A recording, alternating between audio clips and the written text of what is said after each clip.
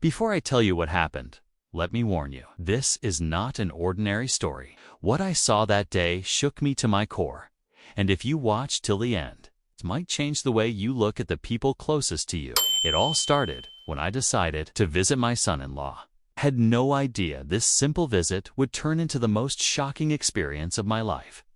I drove down the road to his house, but just before I reached his gate, I saw my wife's car parked there. My heart skipped a beat. Why was she here? She hadn't told me anything. I walked closer, trying to make sense of it, and that's when I heard it. A mother crying, begging to protect her daughter and her own relative, forcing her into something so twisted, so unthinkable that your blood will run cold when you hear it. This wasn't a misunderstanding. This wasn't a family argument. This was something much darker, something that had been hidden for years. Today, I'm going to take you inside that moment, the footage, the voices, and the secret that no one dared to speak about. If you're ready for the truth, like this video, subscribe to the channel, and tell me in the comments where in the world you're watching from, because what you're about to hear, you will never forget. Chapter 1. The gay tie wasn't planning to stop by Daniel's place that afternoon. It was supposed to be a quick drive into town, pick up a few things from the hardware store, and head home before the summer heat decided to suffocate the valley. But life, as I've learned, rarely asks for permission before changing your plans. The road to Daniel's house is a long, lonely stretch, nothing but dry grass, leaning fence posts, and the occasional oak standing like a sentry against the wind. I was halfway past the turnoff when I saw something that made my foot ease off the gas. A familiar shape, a familiar shade of silver. Her car, my wife's Toyota Corolla, sat at the side of the dirt track that led to Daniel's gate, angled just enough that I could see the dent on the front bumper she'd gotten last winter when she'd slid into a post. For a second, I thought I was imagining it. We've been married long enough for me to know every scratch, smudge, and sticker on that car. And there it was, parked neatly in the shadow of the gate, like it belonged there. The first thought that crossed my mind was simple enough. Maybe she's visiting. Sarah, our daughter, had been married to Daniel for just over 3 years. And while I wouldn't say we were an overly close family, there was enough shared history to make an unannounced visit believable. But then my memory kicked in. Sarah had called that morning to say she'd be stuck at the office all day, finishing up a big project. She'd even asked me to remind Mom about dinner at their place tomorrow. Not today. So why was my wife's car here now? I slowed to a crawl, pulling to the side of the road. The gravel crackled under the tires before I cut the engine. Heat radiated through the windshield in shimmering waves, but a cold unease had already started pooling in my gut. The gate was closed, as Daniel always kept it. Just beyond it, the long drive wound toward the house, which was hidden by a row of windbreak trees. And then I heard it, faint at first, like the murmur of a radio in another room. A woman's voice carried by the breeze, dipping and rising in a way I knew by heart. Her voice, my wife's voice. I leaned forward, holding my breath, and caught the sound of another deeper, steadier. Daniel's. It was impossible to make out the words, but the tone. There was something about it, not the casual politeness I was used to hearing between a son-in-law and his wife's parents. This was quieter, closer. My fingers drummed against the steering wheel. I could drive on, pretend I hadn't seen anything. Or I could open that gate, walk up the drive, and find out exactly what the hell was going on instead. I chose a third option. I slipped out of the truck, closed the door without a sound, and walked toward the fence. The slats were tall, weathered, to a pale gray. I knew from memory there were gaps here, and they're small enough to be overlooked, big enough to see through if you knew where to stand. The voices came again, a little sharper now. My wife's tone had a softness to it, the kind she used when she was sharing something she didn't want overheard. Daniel's reply was lower, almost a murmur. I found a gap near the gatepost and pressed my eye to it. At first, all I could see was the edge of the gravel drive. Then movement. Daniel's figure half turned toward me, leaning on the porch railing. His hair was damp, curling slightly at the ends like he'd just showered. Then I saw her. She was standing 2 steps below him, bare-armed, her summer blouse catching the light.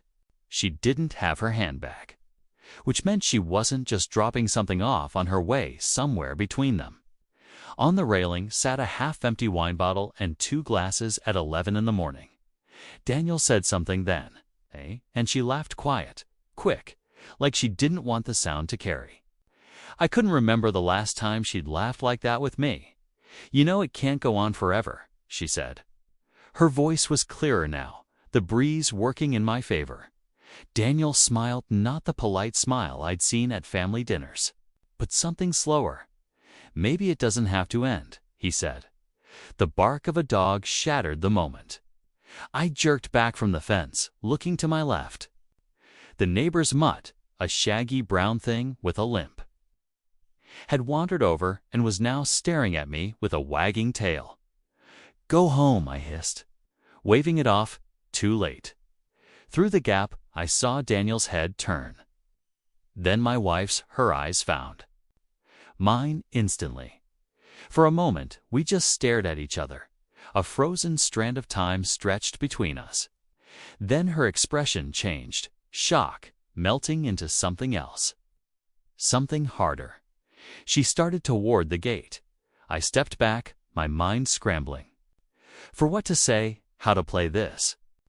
The gravel crunched under her sandals as she appeared from behind the gate, sunlight catching in her hair. "What are you doing here?" she asked, her tone sharp in a way I hadn't heard in years. I opened my mouth, closed it again. "I was passing through," I managed. "Thought I'd drop off some tools for Daniel." Her eyes narrowed. "You didn't call." I shrugged, forcing a smile. Didn't think I needed an appointment. Daniel had followed her now, standing just behind her shoulder. He didn't look at me the way a son-in-law usually would. He looked at me like a man who'd been interrupted. "We were just talking," he said. "I can see that," I replied. My voice was calm, but inside my head 1,000 thoughts were clawing for space. My wife's hand tightened around the edge of the gate. "We should get going, Daniel. We have things to do." I stood there as they walked back toward the house, the sound of their footsteps fading. When I finally turned and walked to my truck, the heat seemed heavier than before. The smell of dust filled my nose. I didn't start the engine right away. I just sat there, staring at that gate, my fingers tapping on the steering wheel. Something had shifted in the air between us all. Something I couldn't yet name. But I would. One way or another, I would. Chapter 2 Fractures. The drive home from Daniel's place felt longer than it should have. The road hadn't grown, but the space between each fence post seemed stretched, as if the day itself was trying to pull me away from what I'd just seen. The image of them, my wife standing close to Daniel, wine glasses between them, speaking in hushed tones, sat in the front seat with me, silent and heavy. By the time I reached the house, the late morning had thickened into noon. The sun poured through the kitchen windows, lighting the countertop where my wife's keys usually sat. Today, the space was empty. I leaned against the counter and stared at that spot, my mind turning in slow, grinding circles. She hadn't told me she was going to Daniel's. She'd said she was spending the day with her sister. Her sister lived 40 miles in the opposite direction. The phone on the wall was silent. But my thoughts weren't. I tried to shake it off. Tried to busy myself in the garage, sorting through nails and bolts I'd been meaning to organize for months. That every clang of metal seemed to echo with their voices, heard soft and secretive, his calm and assured. At 3 o'clock, I gave up pretending. I went inside, picked up the cordless phone, and called my daughter. She answered on the 3rd ring, her voice a little rushed. "Hey, Dad, everything okay?"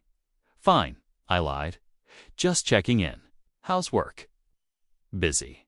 We've got this presentation tomorrow, so I'll probably be late again tonight. She paused. Why? Did you need something? I hesitated. No, just thought I might drop by tomorrow. That'd be nice. Oh, and Mom said she might swing by today to bring Daniel some of those preserves she made. Did she tell you? There it was. A convenient explanation, teedy, harmless, and given to my daughter before I could even ask. I made some polite noise in response and hung up soon after. For the rest of the afternoon, I kept replaying that moment at the gate. The way her eyes had narrowed when she saw me. The way Daniel had hovered just behind her, not speaking until she prompted him by dinner time she still wasn't home. At 8, I heard the crunch of tires on the driveway. She came in carrying a grocery bag and humming softly. Long day? I asked, keeping my voice neutral. Yeah, she said, setting the bag on the counter. Stopped at the store on the way back. I nodded, watching her unpack bread, milk, a bunch of parsley, a jar of pickles. Nothing from her sister's place. No preserves for Daniel. We ate in relative silence. She talked about the rising price of vegetables, about the neighbor's new dog, about the weather forecast. I talked about nothing. When she finally went to bed, I stayed up, sitting at the kitchen table with the lights off, staring at my phone. I'm not a suspicious man by nature. But something had been set in motion, and it wasn't going to stop just because I wanted it to. The next morning, I left the house early under the excuse of running errands. In truth, I drove straight to Daniel's. His truck was gone, but the Corolla was there again, parked just inside the gate this time. I didn't approach. Instead, I pulled into the shade of an old sycamore a quarter-mile down the road and waited at 10:15. The front door opened. My wife stepped out, shielding her eyes from the sun. Daniel followed, carrying a small cardboard box. He set it in the trunk of her car. They talked for a moment too far away for me to hear. Then she touched his arm lightly before getting into the driver's seat. The touch was brief, but it was enough. Enough to confirm that whatever bound them together wasn't just neighborly affection. I didn't confront her that day. Instead, I started paying attention. I checked the mileage on her car before she left, and again when she returned. I looked at the receipts in her purse when she left them on the counter. And one night, after she'd gone to bed, I scrolled through her phone. Most of the messages were ordinary friends. Her sister, a few local community groups. But then I found the thread with Daniel. It wasn't long. They didn't text much, probably careful not to leave a trail. But there were just enough lines to sharpen the edges of my suspicions. Daniel, tomorrow, 10. Her, yes, same place. Daniel, we should talk about last time. Her, we said we wouldn't bring it up again. Daniel, I can't stop thinking about it.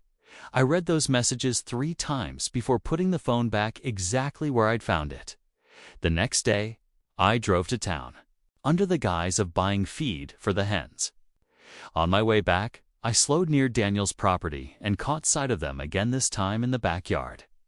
Sitting close together on the porch steps, she was laughing at something he'd said. His hand rested on the step behind her, close enough to touch. I kept driving. That night, I lay awake long after she'd fallen asleep beside me. I knew I was close to the edge of something, either the truth or madness, and I knew I couldn't stop now. The tip came 2 days later. An envelope slipped under my front door sometime in the early morning. Inside was a single piece of paper, with 7 words written in neat block letters. If you want the truth, tomorrow at 3. No signature, no instructions. Just that I sat at the table staring at it until the clock struck 9. Then I folded it once, slid it into my pocket, and began planning how to get there unseen. Chapter 3. The investigation. The envelope was still in my pocket when I woke the next morning. I'd left it there overnight, folded against my thigh like a quiet reminder of what waited for me. I got up before dawn, moved through the house, without turning on a single light. My wife was still asleep, her breathing slow and even. I stood in the doorway for a moment, watching her silhouette against the pale outline of the window. She looked peaceful, innocent. It would have been easier if she'd looked guilty. I made coffee but didn't drink it. Instead, I sat at the table, staring at the wall clock. The second hand ticked toward a moment I couldn't quite imagine, but also couldn't avoid. At noon, she came into the kitchen, yawning, wearing the same robe she'd worn for years. She kissed my cheek absently and poured herself a cup. "What are you doing today?" she asked. I shrugged. "Might drive out to the hardware store." She nodded without looking at me, then went about her morning. If she was meeting Daniel today, she wasn't going to tell me. By 1:30, I was all ready, parked under the same sycamore tree I'd used before. The view from there was partial good enough to see the gate, but not the house. I waited. The sun was high, its heat pressing down like a weight. Flies buzzed in the still air. Somewhere far off, a crow called "Dot" at 2:47. A dust cloud appeared on the road from the east. A car I didn't recognize pulled up to Daniel's gate. Black sedan, tinted windows. The engine idled for a moment, then the driver's door opened. A man stepped out. Tall, narrow shoulders, wearing a baseball cap pulled low. He didn't open the gate. Instead, he walked around to the side where the fence was lower and slipped through with practiced ease. At 2:55, my wife's Corolla came into view from the opposite direction. She slowed, turned into the driveway, and the gate swung open almost immediately. As if someone had been waiting for her, she drove in. The gate closed behind her. I waited a full minute before moving. I knew a side path that led through the trees to the back of the property, a route I'd used once years ago when helping Daniel clear some fallen branches after a storm. The path was overgrown now, but my memory was still good. I moved slowly, keeping low, until I reached a gap in the fence near the old oak. From there, could see the backyard. Daniel stood on the porch, speaking with my wife. The man from the black sedan was there too, leaning against the railing. There was a box on the table between them, plain cardboard, sealed with packing tape. The three of them spoke in low voices. My wife kept glancing toward the house, as if worried someone might be watching from inside. I strained to catch the words. "Not what we agreed," the stranger said. "I didn't have a choice," my wife replied. "You know what's at stake?" Daniel's jaw was tight. "This gets out, it won't," she cut in. "Not if we stick to the plan." The stranger picked up the box, tested its weight, then set it down again. "You're both in. Deeper than you think." A silence followed, one heavy enough that even the cicadas seemed to pause. Then the man lifted the box and walked toward the gate. Daniel didn't stop him. My wife didn't look at him when the stranger's car pulled away. I was still crouched behind the fence, my mind a tangle of questions. What was in that box? Who was that man? And what plan were they sticking to? I stayed until my wife left at 3:40. Then I followed at a distance. She didn't notice me. She drove straight into town, parked behind the florist's, and went inside.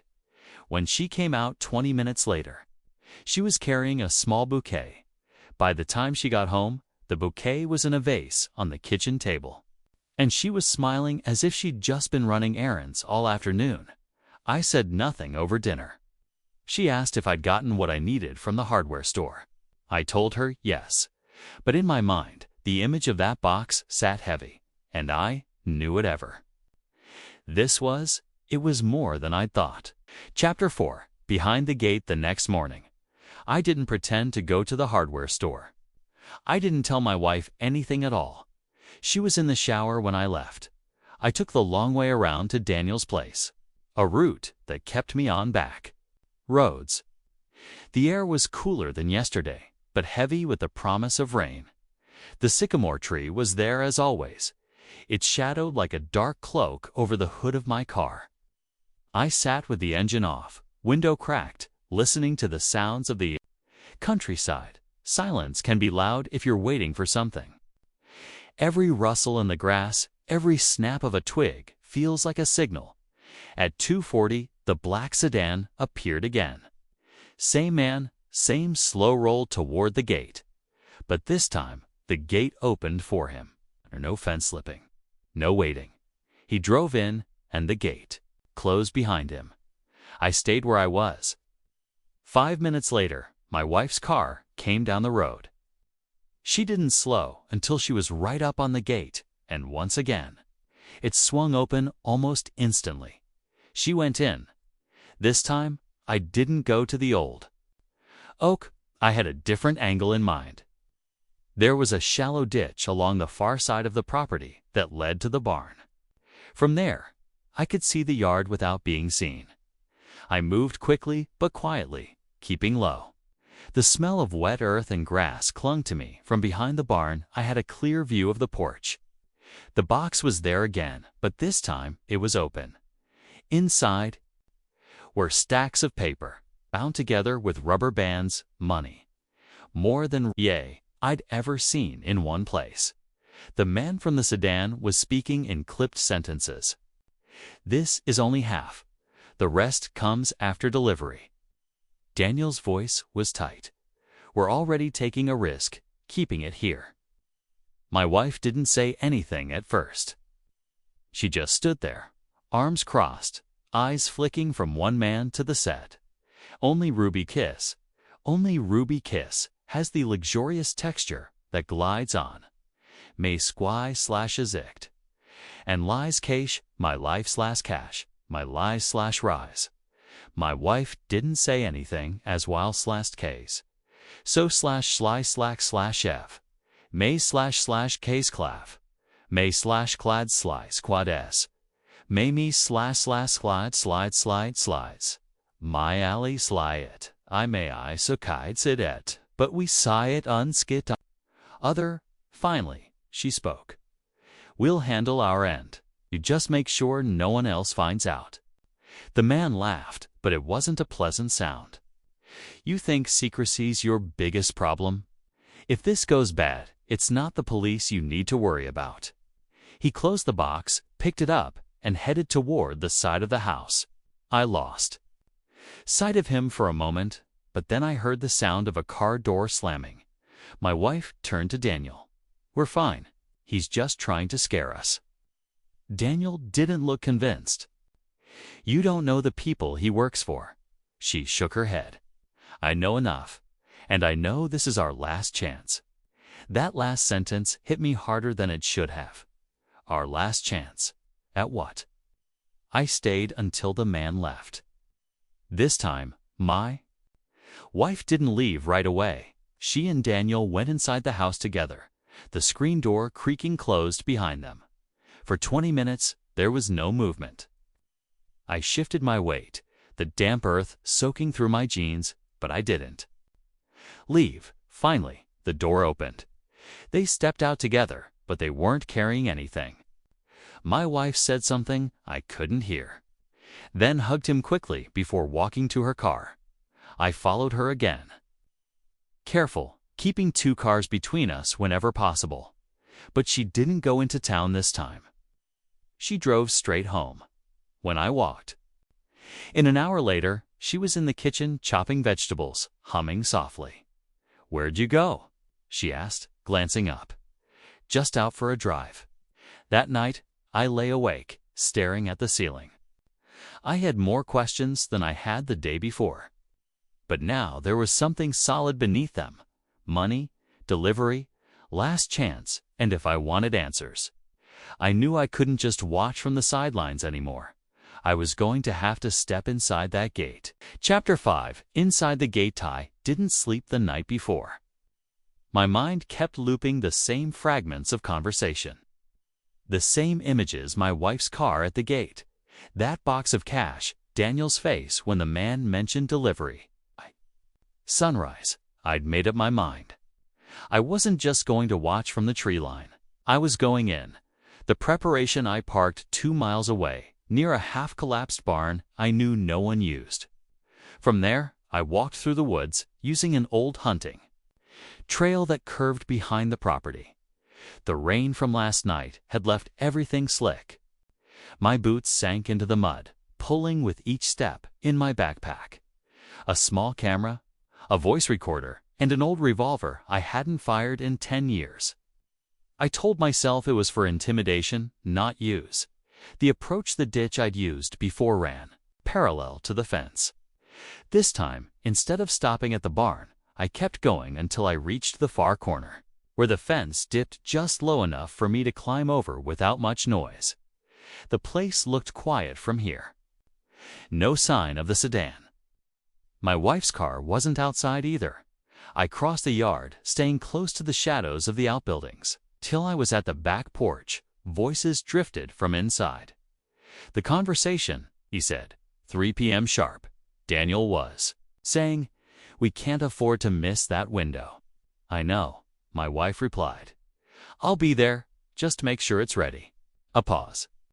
The sound of something heavy being set on the table. "Do you understand what happens if we mess this up?"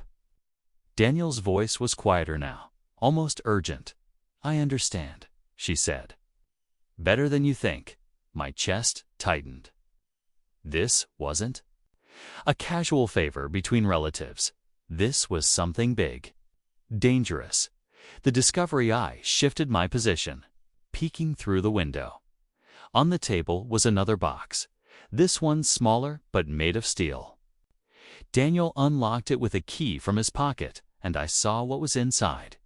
Not money, passports, dozens of them. Different names, different countries. "After this run, we're done," my wife said. Daniel nodded. "We get the rest of the payment. We disappear." That's it. Disappear. The words stuck like a nail in my mind. The decision I could have left right then, called the police, handed over the recordings. But part of me needed to know why. Why my wife was involved. Why she never told me. So I stepped up to the door and knocked. The silence inside was instant and sharp. The door opened an inch, then wider. Daniel's eyes went wide. "You shouldn't be here."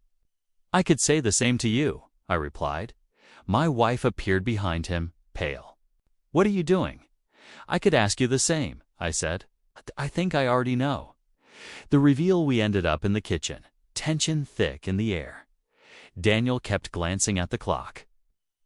My wife wouldn't meet my eyes. Finally, she spoke. 10 years ago, she began, "before I met you, I was in trouble. Bad trouble. I owed money to people you can't just walk away from. Daniel was the only one who could help me. He took the debt on himself, but he had to work for them to pay it off." She took a shaky breath. It never ended. Every time he paid them back, they found another way to keep him tied. "I've been helping him finish this last job so he can get out." I stared at her. "Helping him? You're trafficking people." Her face hardened. "We're getting them out. These passports are for them to escape women who would be dead if they stayed. The man in the sedan is the middleman. The cash is payment from people on the other side who take them in." It didn't sound like the clean, noble story she wanted it to be. But I could see in her eyes that, to her, it was worth the risk. The end game: at exactly 3 p.m., a truck pulled up. The driver never got out, just waited as Daniel loaded 2 duffel bags into the back. My wife kissed me on the cheek, quick, almost desperate. "I'll be back tonight, or I won't. But you have to decide if you're going to help me, or stop me." She walked out without another word. I watched from the window as the truck pulled away with her. In the passenger seat, I could have called the police right then. I could have followed. Instead, I sat in the empty kitchen, the ticking clock loud in my ears, wondering if I'd just lost her forever or if she was finally free. That was the last time I saw my wife's car at Daniel's gate. But sometimes, late at night, I think I hear it on the road again.